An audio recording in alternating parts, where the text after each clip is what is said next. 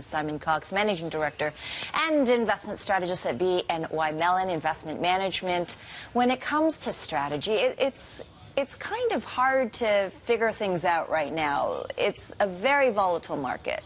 It is, but I guess in some sense the bond market puzzle that we've been wrestling with over the last year or so has become less puzzling. In some sense the conundrum was why are American bond yields so low, given that the recovery seemed to be gaining traction and the Fed was talking about raising rates.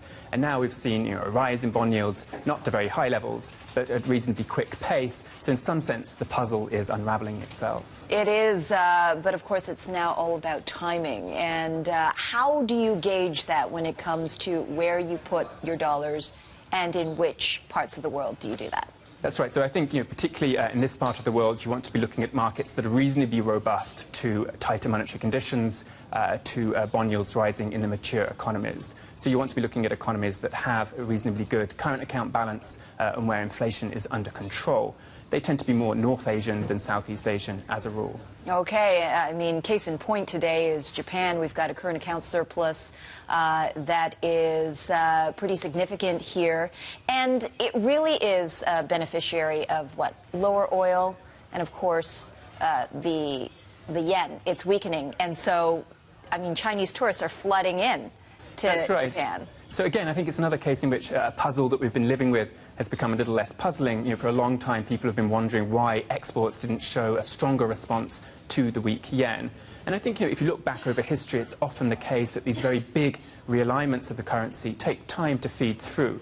Because it's not just that existing factories ramp up production, right. It's also that firms change their location decisions for where they put production. And so we've seen a number of firms in Japan looking at increasing capacity in Japan, rather than just relocating everything to cheaper countries elsewhere. I want to ask you about how Japan factors into your most recent white paper at BNY Mellon.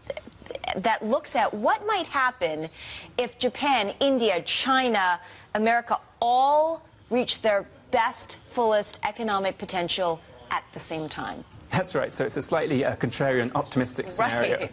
And we're looking at these economies doing reasonably well over the rest of this decade. So leaning against the view that we're resigned to new mediocre or to secular stagnation.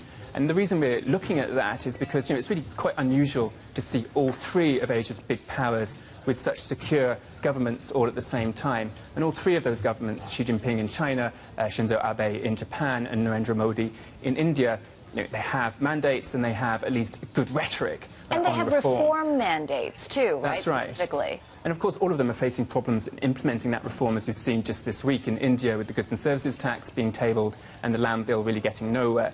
It's not a particularly good week for structural reform in India.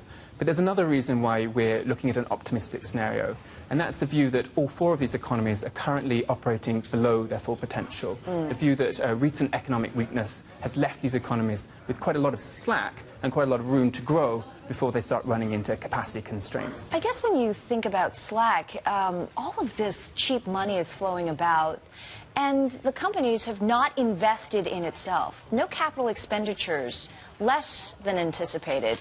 More so stock buybacks and dividends. Yes, that's it really right. is just an accounting thing rather than an investment.